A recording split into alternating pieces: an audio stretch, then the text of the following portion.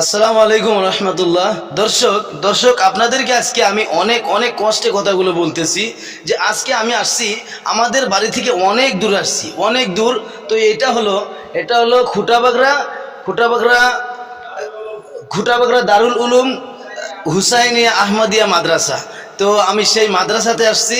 তো আসলাম, দেখলাম যে মাদ্রাসার মানে পরিস্থিতি, এই যে দেখেন অনেক সুন্দর পরিস্থিতি।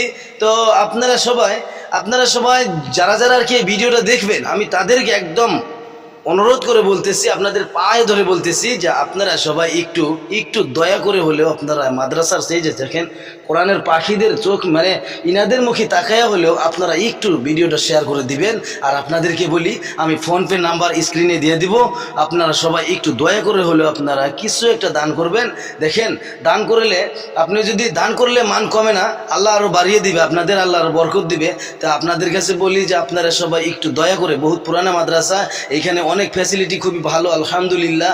তো ছাত্রদের খাবারের কোনো কষ্ট নাই, কোনো নাই, কোনো কমতি নাই। আমি ছাত্রদের কাছে জিজ্ঞাসা করবো যে ওনারা কি কষ্টে থাকে নাকি, ওনাদেরকে আমি জিজ্ঞাসা করবো। আসসালামু আলাইকুম। ওয়ালাইকুম আসসালাম। ভাই, তোমাদের মাদ্রাসাতে কি হুজুররা খাবার কষ্ট দেয়?